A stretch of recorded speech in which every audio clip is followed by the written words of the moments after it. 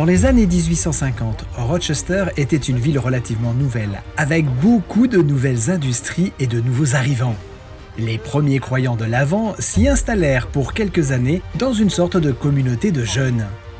Une maison fut trouvée pour un loyer de 175 $ par an sur ce qui est aujourd'hui le 491 Mount Hope Avenue. Les White y vécurent pendant 3 ans et demi, du printemps 1852 à l'automne 1855. L'Advent Review and Sabbath Herald, qui avait commencé à Paris Hill dans le Maine avant de déménager à Saratoga Springs, passa quelques années ici à Rochester dans l'État de New York.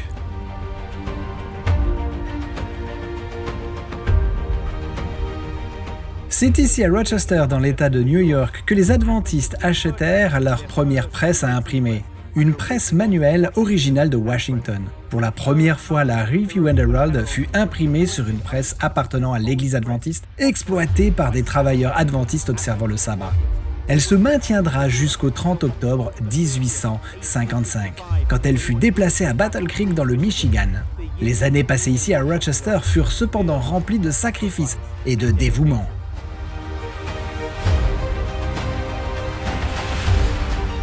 La maison devait se trouver juste ici, près de cet endroit de l'avenue Mount Hope, et elle était meublée de vieux matelas pour 25 cents. 6 chaises pour $1 et 4 chaises supplémentaires sans assises pour 62 cents.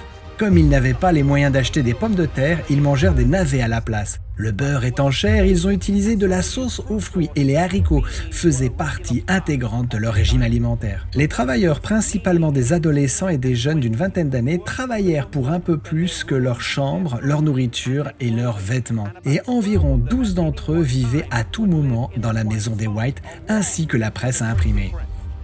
Travaillant de longues heures jusqu'au soir, souvent jusqu'à minuit et parfois toute la nuit, ils s'étaient joyeusement attelés à la tâche de diffuser le message par le biais des publications.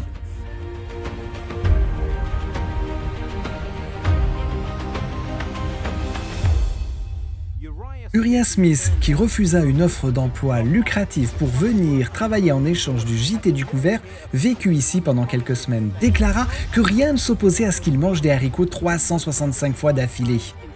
Mais quand il s'agit d'en faire un élément régulier de son régime alimentaire, il protesta.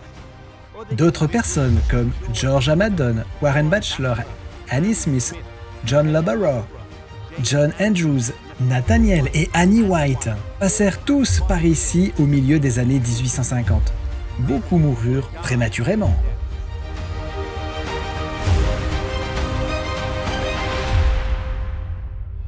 Ici, les ouvriers travaillèrent fidèlement, sans tous les outils qui auraient pu faciliter leur travail. Quand les premiers livres ont été imprimés, on utilisait une pointe de cordonnier pour perforer le dos des livres. Les sœurs utilisèrent ensuite une aiguille et du fil pour coudre les livres ensemble. Puis une règle et un canif furent utilisés pour découper les bords. Il n'y avait pas de plieuse et cette opération devait également être effectuée à la main. Les couvertures étaient ensuite collées avant d'être emballées et expédiées.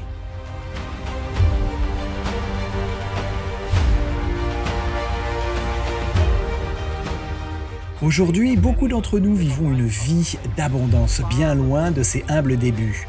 L'œuvre qui a commencé dans le sacrifice s'achèvera aussi dans le sacrifice. Et même si la nature exacte de ce sacrifice peut paraître différente aujourd'hui, les principes généraux du dévouement au devoir et de l'engagement pour la cause demeurent. Aujourd'hui, nous disposons peut-être de plus de ressources qu'à n'importe quel moment de l'histoire et d'un accès à l'information et à la technologie que nous n'avions pas dans les années passées, qui facilite grandement la diffusion de l'Évangile. N'agissons pas de façon léthargique, mais que l'énergie et l'enthousiasme de ces pionniers du passé nous motivent et nous inspirent aujourd'hui.